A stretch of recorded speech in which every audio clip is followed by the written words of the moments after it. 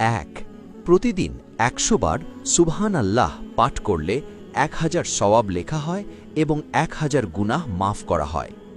2 আলহামদুলিল্লাহ মিজানের পাল্লাকে ভারী করে দেয় এবং সর্বোত্তম দুয়া। 3 লা ইলাহা ইল্লাল্লাহ সর্বোত্তম জিকির।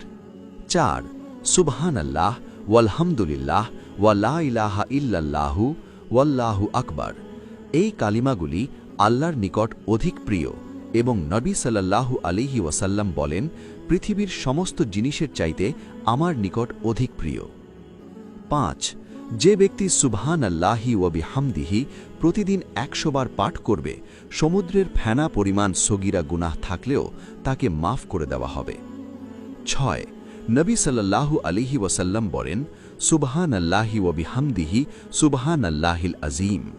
এই কালিমাগুলি জিহবায় উচ্চারণে সহজ, মিজানের পাল্লায় ভারী, দয়াময় আল্লাহর নিকট প্রিয়।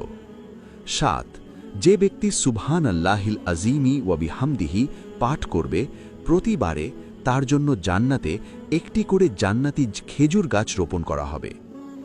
8 নবী সাল্লাল্লাহু আলাইহি ওয়াসাল্লাম বলেন, লা হাওলা ওয়ালা কুওয়াতা ইল্লা বিল্লাহ হচ্ছে জান্নাতের গুপ্ত ধনসমূহের মধ্যে একটি গুপ্ত ধন। 9 নবী সাল্লাল্লাহু আলাইহি ওয়াসাল্লাম বলেন, সুবহানাল্লাহ ওয়ালহামদুলিল্লাহ ওয়া লা ইলাহা ইল্লাল্লাহু ওয়াল্লাহু আকবার ওয়া লা হাওলা ওয়ালা কুওয়াতা ইল্লা বিল্লাহ। এই কালিমাগুলি হচ্ছে অবশিষ্ট নেক আমলসমূহ। 10 নবী করিম সাল্লাল্লাহু আলাইহি ওয়াসাল্লাম বলেন, যে ব্যক্তি আমার প্রতি একবার দুরূদ পাঠ করবে, আল্লাহ তাআলা তার প্রতি 10 বার রহমত বর্ষণ করবেন।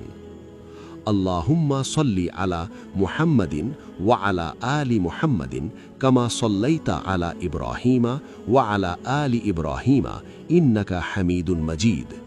এবং তিনি আরও বলেন, যে ব্যক্তি আমার প্রতি সকালে 10 বার এবং বিকালে 10 বার দুরূদ পাঠ করবে, সে ব্যক্তি কিয়ামতের দিন আমার শাফাআত পাবে।